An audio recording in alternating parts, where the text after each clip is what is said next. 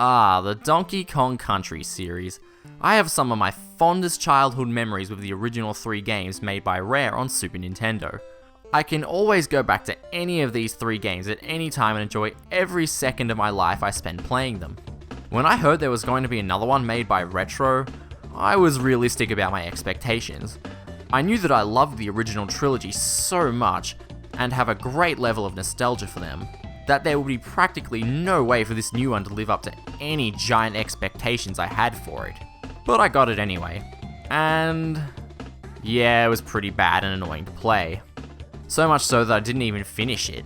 I'm sure most of you know why, but I'll explain later anyway when we get to it. Flash forward to a few weeks ago as of this video, and I've just finished playing through Tropical Freeze for the first time. In my opinion, this is a huge improvement over Returns. I would definitely consider this to be a good game. But as I said before, I live the original trilogy. I breathe the original trilogy. If there was something Retro changed for the worse in my opinion, or just outright screwed up, let's just say I was annoyed. Like I said, I do think Tropical Freeze is a good game, but there were all these little things that just made me keep saying to myself, did anyone at Retro even play the original games? So without further ado, these are my top 5 reasons why Tropical Freeze and Returns are bad sequels.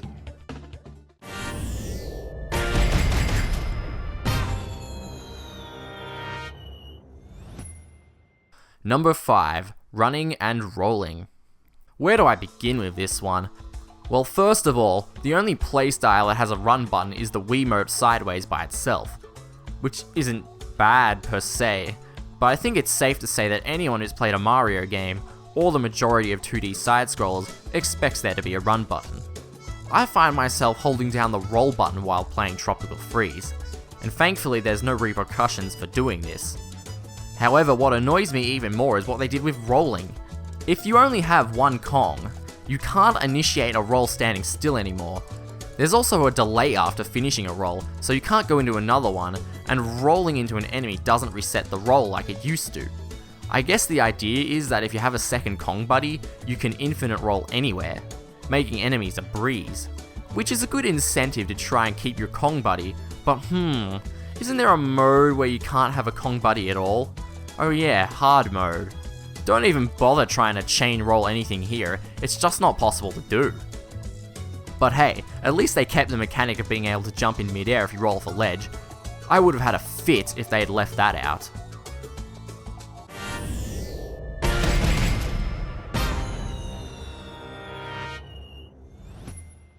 Number 4. Water mechanics.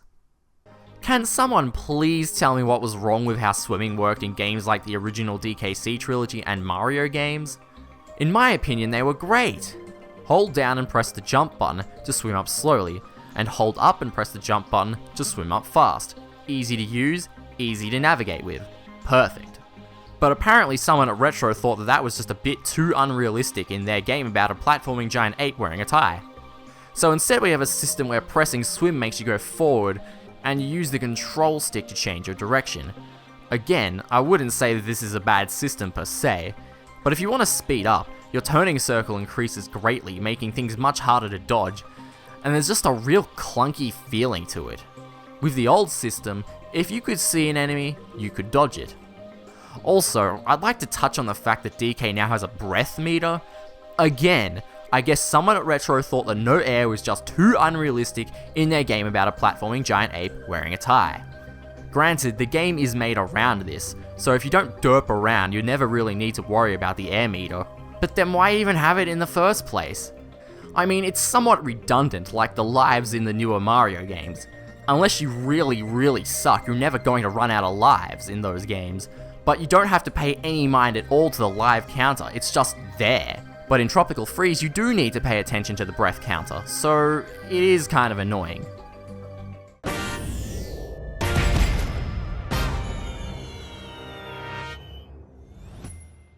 Number 3. Collectibles. You get a puzzle piece, you get a puzzle piece, everybody gets a puzzle piece. DK doesn't have a banana hoard, he has a puzzle piece hoard. It doesn't really take a genius to realize that there's just way too many collectibles in these games. The original trilogy only had on average 2 bonuses and a DK coin in every level. They were well hidden, and when you found each bonus, you felt good. If you've played the first Donkey Kong Country game, imagine that every level in Returns and Tropical Freeze is like Orangutan Gang, which has 5 bonuses in it. So you not only have to collect up to 9 puzzle pieces in each level, but you also need to get the KONG letters as well, which were just optional collectibles for lives in the original trilogy. For some reason you needed them to save your game in Donkey Kong Land on the Game Boy, but whatever. Now the large number of collectibles is only the root of the problem though. Quite a few puzzle pieces require collecting all the bananas in a certain area. Because of this, I find myself collecting practically every banana and banana coin in sight, which slows the pace of the game down to a snail's speed and makes levels drag on forever. Not to mention the actual bonus rooms are so stock and repeat themselves over and over. Sure, the original game repeated bonus room concepts, but they were always getting more and more challenging over time, thus interest is never lost. These games are literally repeating the exact same bonus rooms over and over. Of course, the obvious rebut to the overrun of collectibles is that you don't actually need to collect any puzzle pieces. You only need the KONG letters to access the secret levels and get to the bonus world. But here's the thing, I'm the kind of person who likes collecting things in games. Even games like Bugs Bunny Lost in Time make me feel good about collecting all their crap. If you make collecting your collectibles feel tedious, then in my eyes, that's something that makes me not want to come back and replay your game.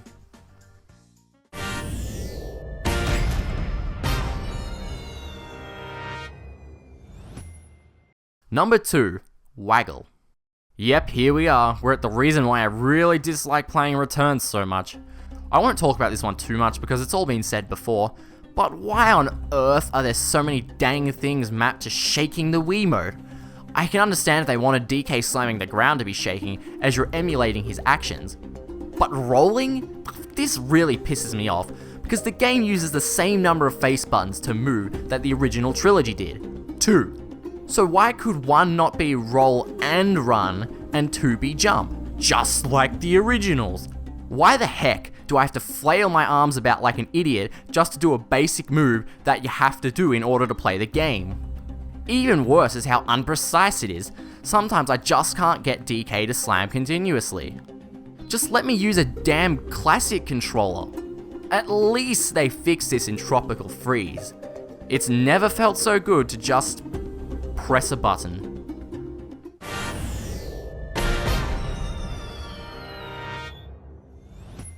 Number 1, ducking. Now you must be wondering, how could something be worse than those infernal waggle controls? Well, I wouldn't say this is a worse problem, but I do rank it higher because this is what pissed me off the most during my Tropical Freeze playthrough. Even worse is that this only applies to Dixie Kong by herself. It's understandable for different characters to play differently, but there's nothing in the game apart from testing it out yourself to find out each character's problems. So how is anyone who's playing this as Dixie supposed to know that they should just switch characters for this level? So let's have a look at the problem in the offending level. 3-6 Cannon Canyon. Okay, I'm playing on hard mode, so I better be careful as I'll die in one hit. Okay, watch these explosives. Wait, what? Now hang on, I was sure I was holding down to duck there. Let's try that again. Oh, that's bullshit! What the heck is the problem here? I'm holding down to duck. Well, I did a bit of tinkering. If you're still holding forward when you hit the ground, you can't duck right away, because in this game, Dixie has a delay before you're allowed to duck if you're running. Now, if only there was a button that you could not press to go slower. You know, a run button. And yes, I know you can just slowly tilt the control stick forward to move slower. But that's not exactly practical for the heat of the moment. I have a better idea though. Just don't have a delay on ducking! Dixie could duck fine in the original games. I swear I died so many times in my playthrough because of this shit. It's something so simple, yet it really pissed me off. If Retro make another one of these, this needs to be fixed. Like I said before, I don't think Tropical Freeze is a bad game. In fact, I had quite a bit of fun playing it, apart from that one thing. So to end on a good note, let's quickly go over some things this game does excellently. I had so much fun running through the later levels in the game, and the K levels. Although that could have more to do with the fact that these levels had less puzzle pieces in them. Level design is top notch, and the difficulty just scratches that itch that Mario games just don't do anymore. Especially with the inclusion of hard mode. The music was composed by David Wise, who is not only the guy who did the music for the original 2 games, but is also one of the best video game composers of all time. The boss fights are pretty damn good too. Certainly better than the ones in the first Donkey Kong Country game anyway. See, I can be nice when I want to.